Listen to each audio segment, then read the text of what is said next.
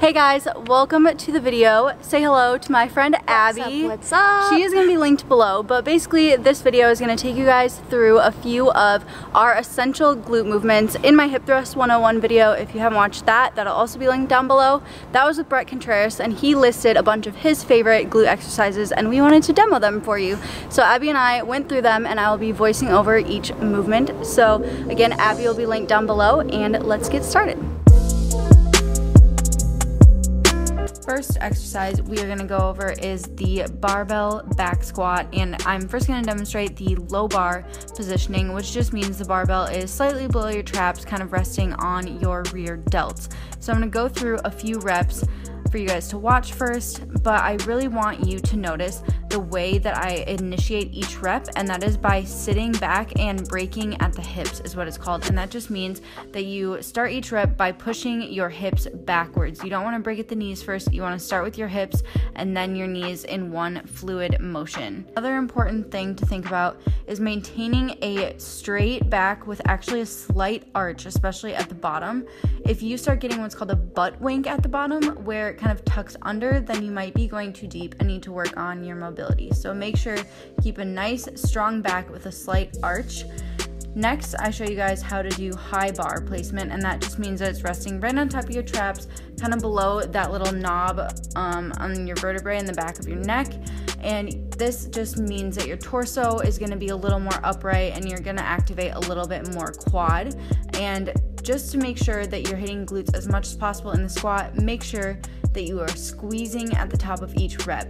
Contrary to popular belief, the barbell back squat is actually not the best exercise for building your glutes. There's a lot higher glute activity in things like the hip thrust, the glute-focused back extension, and basically all the other exercises that I'm going to go over in this video. But it is a super common exercise that people think is awesome for the glutes, and it can be, but you need to execute it in the right way. So Abby and I are showing you guys the best way to hit your glutes, and that is to make sure that you're breaking at the hips, getting as low as your mobility allows, and then squeezing your glutes at the top. Abby doesn't tuck her pelvis like I did, but she's still squeezing a lot and making sure to load with her hips. The next exercise we're going to talk about is the lunge, and first I'm going to show you guys a walking lunge. So with this, you want to make sure you're taking long strides, and that's going to help activate your glutes because it's going to really stretch your glutes. You want to step as far as possible with that front foot, sink back through your hips, and really feel that front glute and hamstring stretch, and then push through your heel of your forward leg. You will probably notice that I kind of lean my torso forward a little bit, and that is another way that you can increase your glute stretch and glute activation.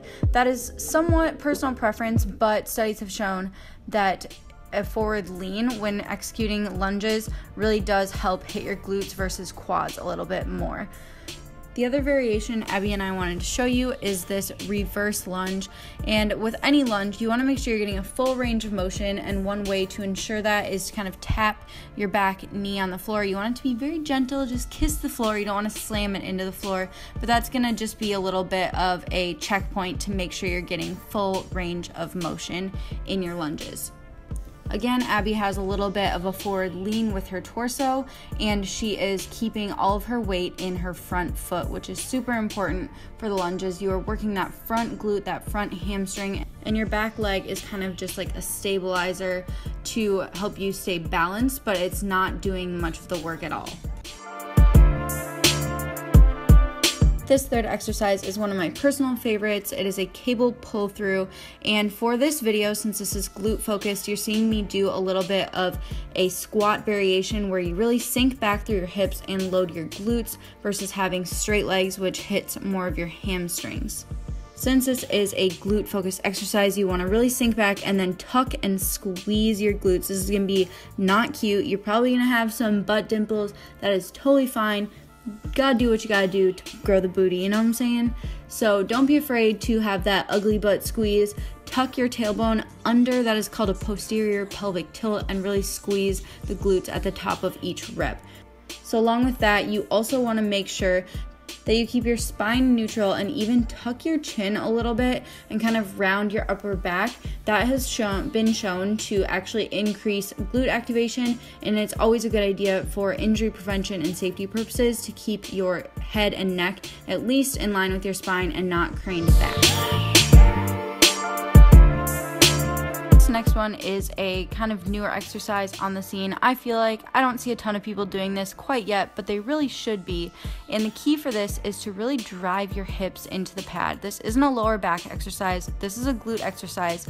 So again, the key is to hinge at your hips, contract the glutes hard, and use this as a hip extension exercise. And that can be kind of tricky when you're first starting out with it, but play around with the height of the pad and how you're executing it. Play around with some different cues, and then once you get that, you can actually add weight. So you can either hold a dumbbell to your chest like so, or you can even wrap resistance bands around the bottom and then around your back. You could hold a kettlebell, you could hug a plate to your chest. There are lots of different ways to load up this exercise, but definitely get it down with body weight first and then add resistance as you get better.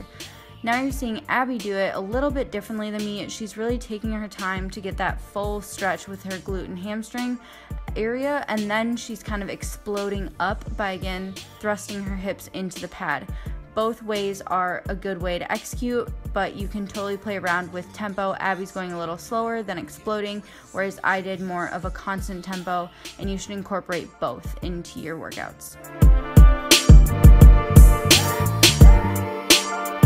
Next up, we have the reverse hyperextension. If your gym has this machine, great. If not, you can totally improvise with a medicine ball or something, but this is basically the inverse of the back extension, where you drive your hips still into the pad, but instead of your torso being the moving portion of your body, your lower body is moving.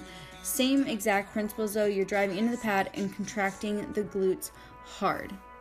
And just like the other exercises we've gone over, you want to keep your head and neck neutral, just like you can see here.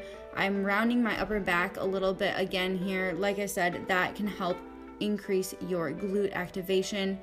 Abby again is showing a little bit of a variation in tempo. She likes to go slower on the eccentric portion, get a full stretch, and then explode up and contract hard at the top. So incorporate both tempos into your training and you'll get the best results.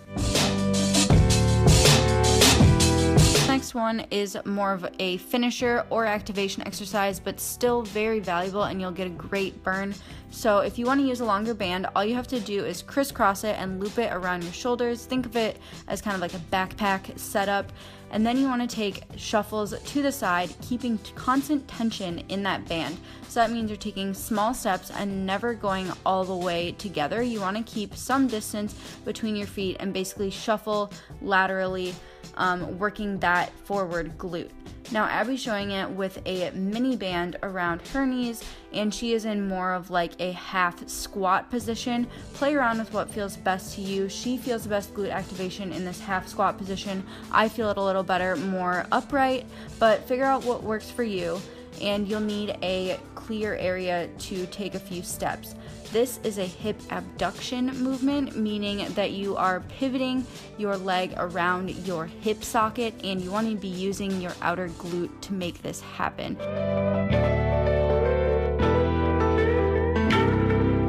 Last but not least, we have a seated banded abduction, and you start with your feet about shoulder width apart with a mini band around your knees, just below your knees, and basically all you need to do is push your knees outwards by contracting your glutes. You can lean back, sit straight upright, or lean forward, whichever you feel the most. You can even do all three, but the main thing is that you are contracting your outer glutes. You want to really feel the burn in the side, and this is a higher rep exercise. I like to, and Abby likes to pause at every rep and make sure you're really feeling that outer glute working. This shouldn't be any quad. This should be purely a glute isolation exercise, hitting those abductors, which is going to round out the booty. I hope you guys found this video helpful. If you did, make sure you hit the thumbs up. And if you would like more exercises like this, more demos like this, check out Marie's Sculpted Strong program in the description box below. Yeah, so all these exercises are great to include in your routine. If you're not sure how to implement them or how to fit them into a program, I got your back. That is linked down below, and I will see you guys in the next one. Don't forget to subscribe to Abby's channel, again linked down below, and I'll see you guys next time. Bye!